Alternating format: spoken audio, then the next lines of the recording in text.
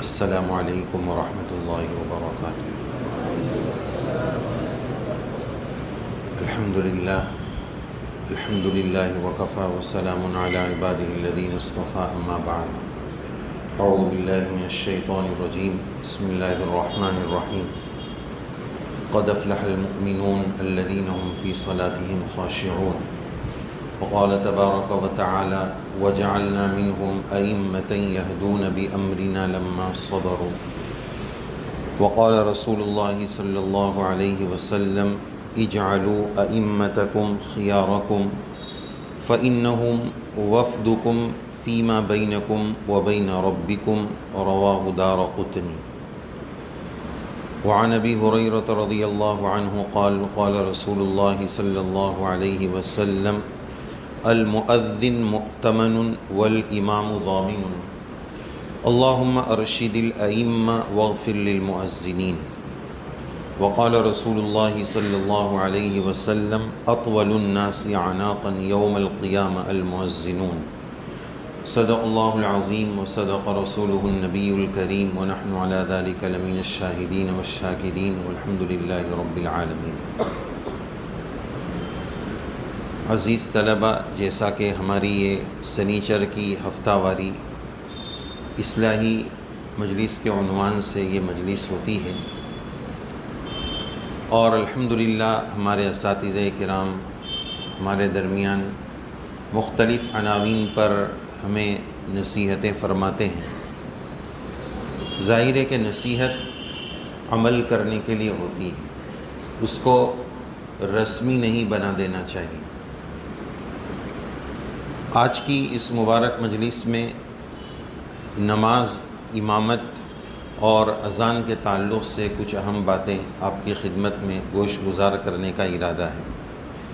چونکہ ماشاءاللہ تبارک اللہ حضرت محتمیم صاحب کی فکروں اور بطور خاص تجوید کے اساتذہ کرام کی فکروں اور محنتوں کے نتیجے میں پچھلے کچھ وقت سے ہمارے عزیز طلباء جو نماز پڑھا رہے ہیں تو نماز بھی اچھی پڑھا رہے ہیں، اور اذان بھی ماشاءاللہ پہلے سے روب ترقی ہے۔ لیکن مومن کو بطور خاص طالب علم کو تو پوری زندگی سیکھتے رہنا چاہیے۔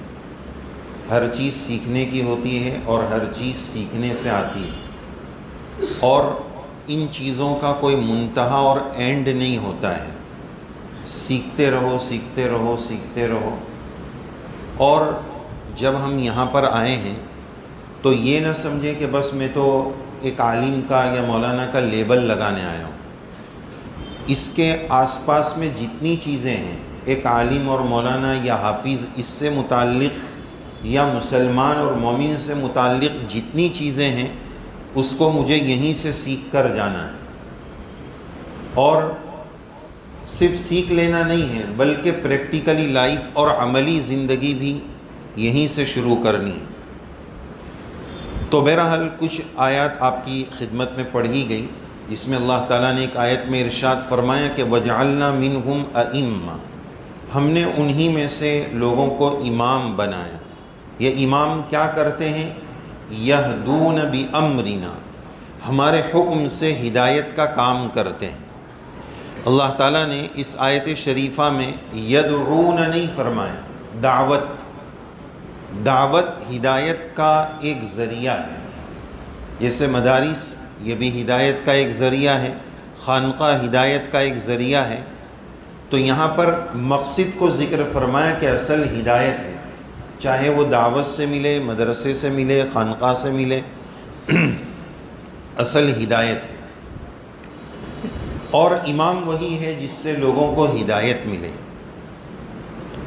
تو اسی مناسبت سے کہ ہمارے جو بچے نماز پڑھا رہے ہیں ان کو کن چیزوں کی فکریں کرنے کی ضرورت ہے، ہماری نماز پڑھانے میں کیا کمی کوتاہی ہے یا ہو سکتی ہے، تو اس جانب توجہ اور فکر کرنے کی ضرورت ہے۔ تو امامت کے تعلق سے ہمارے عزیز طلباء کچھ ہدایات کو سمجھیں، اور وہی نہیں جو یہاں پر امامت کرا رہے ہیں۔ انشاءاللہ آپ سب کو قوم کا مستقبل کا امام بننا ہے، اور وہ تو مستقبل کی بات ہے، ایک بڑی تعداد اس میں ہمارے عربی دوم سے لے کر اول سے، اور کافی طلبہ جو ہے وہ تراویح بھی پڑھاتے ہوں گے اور پڑھاتے ہیں، تو انشاءاللہ یہ ہدایات اور یہ باتیں اس میں بھی ہمیں کام آئیں گی۔ امامت جو ہے یہ بہت عظیم اور بہت بڑا منصب ہے۔ ایک بات تو ہمیشہ خدام دین کو یاد رکھنی چاہیے کہ میرے ذمے دین کی کوئی بھی خدمت ہے وہ دین کی نسبت پر جڑی ہوئی ہے، لہذا اس کا مقام اور مرتبہ بہت اونچا ہے۔ جیسے آج کل یہ تو نورانی پڑھاتا ہے، یہ مؤذن صاحب ہے، مؤذن صاحب یعنی ارے بھائی الدعوت التامہ، مکمل داعی یہ ہے۔ اگر اذان دعوت تامہ ہے تو اس کا داعی تام ہے، وہ بہت بڑا کام کر رہا ہے۔ کیوں حضرت نبی کریم صلی اللہ علیہ وسلم نے یہ فضیلت بتائی کہ روز قیامت سب سے لمبی گردن مؤذنین کی ہوں گی، یعنی ان کا مقام بہت اونچا ہوگا، بلند ہوگا۔ اور ایک حدیث پاک میں آپ صلی اللہ علیہ وسلم نے یہ بھی بات بتائی کہ جب مؤذن اذان دیتا ہے اور اس کی آواز اذان کی جتنی دور تک جاتی ہے، جہاں تک لوگ اس کی اذان سنتے ہیں، وہ سب اس کے لیے، اس مؤذن کے لیے دعائے مغفرت کرتے ہیں، وہ سب اس کے لیے دعائے مغفرت کرتے ہیں۔ جہاں جہاں تک مؤذن صاحب کی اذان کی آواز جاتی ہے وہ سب اس کے لیے دعائے مغفرت کرتے ہیں۔ تو دین کا کوئی بھی منصب ہو، کوئی بھی خدمت ہو، کبھی اس کو عوام تو عوام، ہمیں بھی اس کو کبھی حقیر نہیں سمجھنا چاہیے۔ ہم اکثر جلسوں میں اس کی ایک مثال عرض کرتے ہیں کہ ایک استاد ہے جو تحفیظ پڑھاتے ہیں، حفظ پڑھاتے ہیں، نورانی پڑھاتے ہیں۔ اب اگر ان کو کوئی شیخ الحدیث صاحب پوچھتے ہیں کہ جناب کیا خدمت انجام دے رہے ہیں، تو اب ان کو یہ بولنے میں احساس کمتری ہو رہی ہے کہ میں نورانی پڑھاتا ہوں، حفظ پڑھاتا ہوں، تو وہ بولتے ہیں کہ بندہ جلالین شریف کا متن پڑھاتا ہے، ایسا بولتے ہیں۔ تو دیکھنے میں تعبیر دلچسپ ہے، اچھی ہے، لیکن در حقیقت اس میں قرآن مجید کی توہین ہے کہ بھائی کیوں جلالین کے اندر قرآن شریف کو ڈال رہے ہو؟ شان سے بولیے نا، بندہ خادم قرآن مجید ہے۔ یہ ہمارے لیے افتخار اور اعزاز کی بات ہے، کوئی شرم کی بات نہیں ہے، ہم تو خادم قرآن مجید ہیں۔ تو یہ بات ذہن میں رکھیں کہ کوئی بھی دین کی خدمت کم نہیں ہوتی، اللہ بس اس خدمت کے لیے ہمارا انتخاب فرما لے، یہ ہمارے لیے سعادت مندی کی بات۔ اللہ چاہے تو ابابیل سے کام لے لے، اللہ جس سے کام لے لے، تو اللہ تعالیٰ سے ہمیں ہمیشہ یہ مانگتے رہنا چاہیے کہ اللہ دین کی خدمت کے لیے ہمیں قبول فرما لیجیے۔ تو مؤذن کا درجہ کم نہیں ہوتا، اس پر بات چل رہی تھی۔ کچھ باتیں تو ایسی ہوتی ہیں کہ جو ائمہ اور مؤذنین کا انتخاب کرتے ہیں ان کے لیے ہوتی ہیں، جیسے حدیث پاک آپ کو سنائی کہ جس میں نبی کریم صلی اللہ علیہ وسلم نے یہ بات بتائی ٹرسٹیان کو اور ذمہ داران کو کہ اچھے امام منتخب کرو، امام اچھے ہونے چاہیے۔ اچھا کا کیا مطلب ہے؟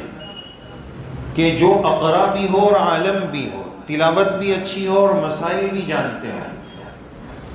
آج کل ٹرسٹی صاحب بیچارے شین قاف کے ٹھکانے ہیں نہیں، اور وہ بیٹھ کر امام صاحب کا انتخاب کر رہے، بھائی اس میں کوئی عالم صاحب کو بلا لیجئے، قاری صاحب کو بلا لیجئے۔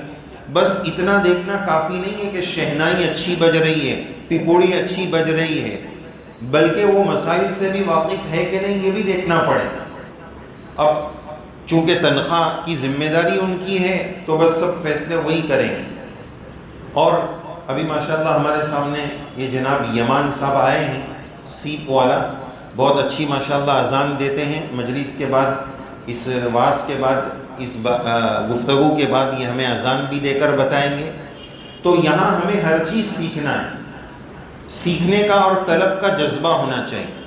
اب جیسے آپ نماز پڑھا رہے ہیں تو طالب کی شان یہ ہے، یہ تو ہمیں آپ کو بولنا پڑتا ہے کہ ہم کو آ کے پوچھو، یہ ہمیں بولنا نہیں پڑنا چاہیے۔ آپ یہاں نماز پڑھا رہے ہیں، کوئی استاد اگر آپ نے دیکھ لیا کہ مسجد میں ہے تو ہماری ذمہ داری ہے، طالب علم کی ذمہ داری ہے کہ وہ بعد میں اس استاد سے مل کر پوچھیں کہ استاد جی میرے نماز میں آپ نے کوئی بات محسوس کی ہو، کوئی قابل اصلاح بات ہو تو بتائیے۔ یہ یہاں بننے کی جگہ، یہاں ہم سمجھیں گے کہ ہم قابل ہو گئے اور پوچھنے کی ضرورت نہیں ہے تو ہمارے بچوں کو بعد میں جا کر لوگ تانا دیں گے۔ لہذا یہاں استاد کو پوچھنا چاہیے۔ بہت ساری چیزوں میں ہم سمجھتے ہیں کہ نہیں۔ ابھی تھوڑے وقت پہلے ایک جگہ سفر ہوا تھا تو وہاں ہمارے یہاں کے یہ پڑھے ہوئے فاضل تھے، انہوں نے نماز پڑھائی۔ ان کی تکبیرات انتقالیہ میں مجھے بہت کمزوری محسوس ہوئی۔ اب حالانکہ ہمارے پاس انہوں نے 4 سے 5 سال پڑھا تھا، یہ واقعہ میں آپ کو کیوں بتا رہا ہوں اس کا آپ کو اندازہ ہوگا، لیکن وہ اللہ اکبر تکبیرات انتقالیہ مجھے اچھی نہیں لگی۔ ان کی بڑی سعادت مندی تھی اور دل سے دعا نکلی کہ انہوں نے بعد میں پوچھا کہ استاد جی ابھی تو ماشاءاللہ 3-4 سال ہو گئے فارغ ہو کر اور امامت کرا رہے، لیکن انہوں نے پوچھا کہ کوئی ایسی قابل اصلاح بات ہو تو بتائیے، لیکن اب تو پوچھنے کا مزاج بھی ختم ہو گیا۔ اور پھر بعض مرتبہ کئی سال ہو جاتے ہیں تو پھر کسی کی کہنے کی بھی جرت نہیں ہے کہ آپ حضرت غلط پڑھ رہے ہیں، آپ کی تجویز صحیح نہیں ہے، تو یہ کہنے کی بھی جرت نہیں ہوتی۔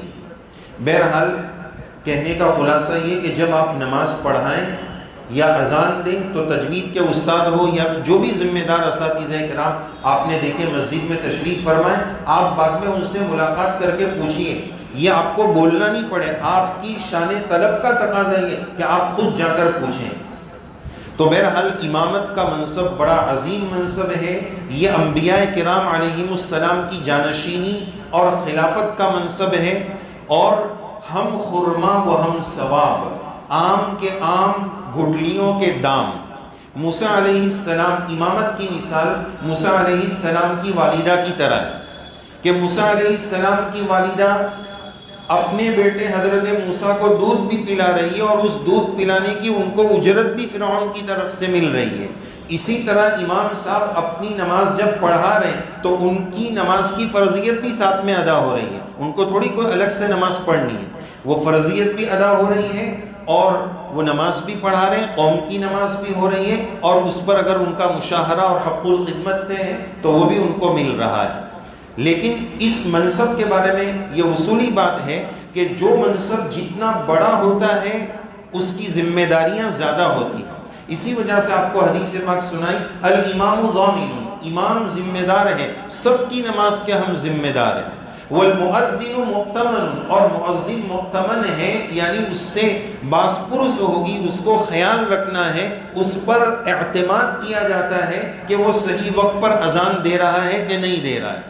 کہیں ایسا تو نہیں کہ روزہ اس کو زیادہ لگا ہے تو وقت سے پہلے ہی افطاری کی اذان دے دی، وہ اذان دیتا ہے، اس پر لوگ اعتماد کر کے پھر افطاری کرتے ہیں۔ تو بہرحال امامت کے تعلق سے 10 باتیں ہم نے نوٹ کی ہیں، اس کے بعد ہمارے آج کے مہمان مکرم ہمیں ہمارے سامنے اذان دے کر بھی بتائیں گے۔ یہ چیز ہمیں سیکھنا ہے اور اس کو حاصل کرنے کی کوشش کرنا ہے۔ 10 باتیں ہم نے امام صاحب کے لیے نوٹ کی ہے۔ میں نے جیسا کہ شروع میں بھی عرض کیا کہ جو ہمارے بچے نماز پڑھاتے ہیں یہ صرف ان کے لیے نہیں ہے، اس میں ایک بڑی تعداد وہ ہے جو رمضان میں تراویح پڑھاتے ہیں، تو ان کے لیے بھی یہ ہدایت ہے۔ سب سے پہلی ہدایت یہ ہے کہ ہماری وضاحت، ہمارا چہرہ، ہمارا لباس، ہمارا یہ گیٹ اپ، یہ اسلامی لباس، داڑھی کی زکوٰۃ نہ نکالتا ہو، امام ہے وہ، اور اگر امام نہیں بھی ہے تو بھی یکمشت ایک مٹھی داڑھی رکھنا واجب ہے، اس سے کم یہ حرام ہے۔ اور ہمارا لباس ایک عالمانہ لباس۔ ہمارے بہت سارے بچے، پتہ نہیں آپ نے دیکھا ہوگا درسگاہ میں اکثر کہ کوئی لال پہن کر آ رہا ہے، کوئی پیلا پہن کر آ رہا ہے، کوئی عجیب و غریب بھڑکیلا پہن کر آ رہا ہے۔ فارسی اول میں آپ نے چہل سبق پڑھی، اس میں چہل سبق ہی میں یہ جملہ ہے کہ سرخ و زرد لباس برائے زنست، یہ بھڑکیلا رنگ پہن کر آتے ہیں۔ دیکھو جب کپڑا لینے کے لیے جاتے ہیں تو کپڑے کو ایسے ہاتھ لگا کر دیکھتے ہیں کہ ہاں بہت اچھا کپڑا ہے۔ اب اس کو لے مت لو کہ ہاں بہت اچھا کپڑا ہے۔ کپڑا لینے میں 2 چیز دیکھنے کی ضرورت ہے، کپڑا بہت اچھا ہے. نمبر 2، جب یہ میری باڈی پر آئے گا تو میں اینٹک تو نہیں لگوں گا، عجوبہ تو نہیں لگوں گا. بھائی بہت ململ کا اور ریشم کا کپڑا ہے، لیکن بھائی یہ مردانہ کپڑا نہیں ہے. تو کون سے رنگ کا پہننا ہے، کیسی وضاحت، گیٹ اپ، یہ امام کے لیے بنیادی چیز ہے. امام رہبر ہوتا ہے، قائد ہوتا ہے. نمبر 2، دوسری بات ہم نے یہ نوٹ کی ہے کہ امام صاحب کو چاہیے کہ وہ طہارت اور نظافت اور صفائی کا پورا اہتمام کریں. ابھی ہمارے طلبہ عزیز ایک بڑی تعداد میں بیمار ہو رہے ہیں. کیوں ہم صفائی کا اہتمام نہیں رکھتے؟ آپ نے کل درسگاہ میں ہم نے تنبیہ کی تھی کہ کتنے کپڑے وہ جو لٹکے ہوئے رہتے ہیں، پورا ہفتہ کپڑے جو ہے وہ لٹکتے رہتے ہیں. کوئی کلیجی سکایا ہوا ہے، کوئی پھیپسا سکایا ہوا ہے. یہ مدرسے کی شان کے خلاف ہے، اس کا ہم خیال رکھیں. بھائی سوکھ گیا، سکھانا ہماری مجبوری ہے، گیلے کپڑے تو نہیں پہنیں گے، لیکن مناسب جگہ رکھیں. سوکھ جائے تو اس کو جلدی سے تہہ کر کے سلیقے کے ساتھ، ترتیب کے ساتھ نظافت اور طہارت کا پورا اہتمام. اور اب آپ امام صاحب اگر بن گئے تو استنجا، طہارت سے جلد فارغ ہو، لاسٹ مومنٹ پر نہیں. کتنے طالب علم دیکھتے پیشاب کرنے گئے اندر، آدھی منٹ سے بھی کم میں باہر نکل گئے. بھائی تم نے کیا پیشاب کی، کیا پانی لیا اور کیا کیا؟ بھائی اہتمام کے ساتھ طہارت ہونی چاہیے. نماز میں 2 منٹ باقی ہے، آپ جو ہے وہ استنجا خانے میں جا رہے ہیں. ابھی اذان ہو رہی تھی، اذان شروع ہو گئی اور ہمارے بچے جو ہے دورے کے بچے، جہاں روڈ شروع ہوتا ہے تقریباً وہاں سے یہاں آنے میں 5-7 منٹ تو ضرور لگے گی. تو مسجد میں ہم جلدی آئیں. آپ امام ہیں، دورے کے طلبہ، آپ باہر گھوم رہے، چھوٹے بچوں پر کیا اثر پڑے گا؟ جلد مسجد میں آنے کا اہتمام کریں. جو امام حضرات ہیں وہ جلدی سے طہارت سے اور نظافت سے فارغ ہونے کا اہتمام کریں. ایک مرتبہ حضرت نبی کریم صلی اللہ علیہ وسلم نے نماز پڑھائی. نماز میں حضرت کو کچھ اشتباہ سا لگا تو حضرت نے فرمایا کہ تمہاری طہارت کی کمزوری کا اثر میری نماز میں ہوا ہے. تو ذرا آپ اندازہ لگائیں کہ مقتدی کی طہارت کی کمزوری کا اثر امام کو ہو سکتا ہے، تو امام کی طہارت اور نظافت کی کمزوری کا اثر مقتدیوں کی نماز پر کیوں نہیں پڑے گا؟ اس لیے طہارت اور نظافت کا بھی اہتمام کریں. تیسری بات کہ اگر ہم امام ہیں تو ہم اپنی انفرادی نماز کو بھی اچھا بنانے کی کوشش کریں. نماز کا ظاہر بھی اچھا بنے. نماز کا ظاہر اچھا بنے گا، صلو کما رأیتمونی اصلی، جتنی نماز سنت کے قریب ہوگی اتنی نماز کا ظاہر اچھا بنے گا. نماز کا باطن اچھا بنے گا، ان تعبد اللہ کأنک ترا، صفت خشوع و خضوع والی نماز پڑھیں. چوتھی بات کہ ہم مسائل نماز اور مسائل امامت سے واقف. بعض بچے نماز پڑھ رہے ہیں، اگر ان کو بلا کر پوچھیں، جیسے ہم نے ہدایہ کے طلباء کو پوچھا 14 نماز کے واجبات ایک ترتیب سے سنو تو 14 یاد نہیں ہے. ہدایہ میں ہم نے پڑھ لیا تو پڑھ لینا کافی نہیں ہے، نمبر وار اس کا یاد ہونا ضروری ہے، تاکہ کب ہمیں سجدے سہو کرنا ہے، کب نہیں کرنا ہے، اس کا علم ہونا چاہیے. ایک مرتبہ ایک امام صاحب نے سجدے سہو کیا تو بعد میں لوگوں نے پوچھا امام صاحب کیا بات پیش آئی تھی کہ سجدے سہو کرنا پڑا؟ تو امام صاحب نے بولے آج سبحان ربی الاعلیٰ میں نے 8 بار پڑھ لیا تھا، 7 ہی بار پڑھنا چاہیے. تو اس پر انہوں نے سجدے سہو کیا. تو کیوں ہوا ایسا؟ کہ واجبات یاد نہیں. وہ واجبات یاد کرنا، اپنے استادوں سے آپ جڑیں اور اپنی نماز کو صحیح کرائیں. نماز کی جو یہ سیکھنے کی جگہ، یہاں نہیں سیکھیں گے تو کب سیکھیں گے؟ قوم میں جا کر ہمیں رہبری کرنا ہے، امامت کرانا ہے، تو یہ یہیں سیکھنے کی چیز ہے. بہرحال، اور یہ بات بھی آپ نے پڑھی کہ حضرت امام کے نزدیک عالم مقدم ہے. مسائل کی اتنا کافی نہیں ہے کہ میری آواز بہت اچھی ہے، میری تلاوت بہت اچھی ہے. تلاوت کی ضرورت صرف قیام میں ہے، مسائل کی ضرورت پوری نماز میں ہے. لہذا مسائل پر ہمارے امام حضرات طلباء کو ضرور توجہ دینی چاہیے. نمبر 5، بات ہم نے یہ نوٹ کی ہے کہ تجوید الحروف و معرفت الوقوف دونوں کی پوری رعایت کریں. اور الحمدللہ ہمارے تجوید کے اساتذہ کرام کی فکروں سے پچھلے کچھ وقت سے ہم دیکھ رہے ہیں ہمارے بچے بہت اچھی نماز پڑھا رہے ہیں، تلاوت بھی اچھی ہے. لیکن تلاوت میں ایک بات کا یہ بھی خیال رکھیں کہ تصنع نہ ہو، تکلف نہ ہو، بناوٹ نہ ہو. جو فطری لہجہ ہے، نیچرلی لہجہ ہے، اس لہجے میں پڑھنے کی کوشش کریں. پھر ایک بات آتی ہے کہ میں امام سدیس کی نقل کرتا ہوں، میں امام شریم کی نقل کرتا ہوں. یہ نقالی اور کاپی اچھی بات ہے، کوئی گناہ کی بات نہیں ہے، لیکن انسان جب اپنے فطری لہجے میں پڑھتا ہے، ذاتی لہجے میں پڑھتا ہے، یہ زیادہ اچھا ہے. یعنی اپنے اندر اللہ والوں نے، بڑوں نے ایک جملہ اس تعلق سے لکھا ہے کہ اپنے اندر اتنا کمال پیدا کرو کہ لوگ آپ کی نقل کریں. میں دوسرے کی نقل نہیں کروں گا، لوگ میری نقل کریں گے، میں ویسا کمال اپنے اندر پیدا کرنے کی کوشش کروں. اور معرفت الوقوف یہ تجوید کا بہت اہم حصہ ہے، لیکن نماز میں بھی، میں تو صرف نماز کے تعلق سے ایک دو بات بطور مثال کے عرض کرتا ہوں کہ نماز میں بھی اس کا خیال رکھنا ضروری ہے. جیسے قرآن شریف کے آخر میں کہاں کہاں وقف کرنا ہے، وقف کے کیا احکام ہیں، ہمارے نہ حفظ کے طلبہ کو پتہ ہے، نہ کتابوں کے طلبہ کو اس کا علم ہوتا ہے. اور بعض مرتبہ جب آپ عربی پنجوم میں آ گئے، ششم میں آ گئے، تو آپ کو قرآن شریف کا ترجمہ معلوم ہے، آپ نماز میں اس ترجمے کے استحضار کے ساتھ نماز پڑھائیے. بعض جگہ پر وقف کرنا جائز ہوتا ہے، لیکن اس جگہ کا وقف یہ بتا دیتا ہے کہ اس عالم میں اتنا دم نہیں ہے، یا تو معنویت سے تھوڑا دور ہے یا فصاحت و بلاغت سے تھوڑا دور ہے. بطور مثال کے آپ نے پڑھا نماز میں انا انزلنا، تو قدر را پر ہر آیت ختم ہو رہی ہے. اب آخری آیت ہے سلام ہی حتی مطلع الفجر، تو سلام سے اوپر والی آیت کو ملا کر آپ سلام پر وقف کر رہے ہیں، آپ نے قافیہ بندی توڑ ڈالی. سلام پر وقف کرنا جائز ہے، وقف کے اصول کی روشنی میں درست ہے، لیکن سلام پر آپ نے وقف کر کے قدر کی جو را کی قافیہ بندی اوپر سے چلی آ رہی وہ آپ نے توڑ ڈالی. اسی طرح امام صاحب نے عشاء کی نماز میں والشمسی پڑھی، والشمسی والقمری، دو کی جوڑی ہے.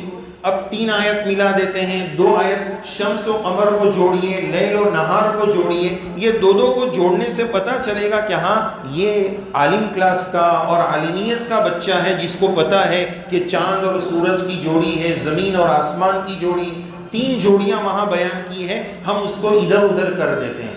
تو معرفت الوقوف اس کی بھی پوری رعایت کرنے کی ضرورت ہے. سانس ٹوٹ جاتی ہے تو ہم بے موقع کہیں بھی بیچ میں بریک مار کے گاڑی رکا دیتے ہیں، وہاں اس کی معنویت کا لحاظ کرتے ہوئے وقف کرنے کی ضرورت ہے.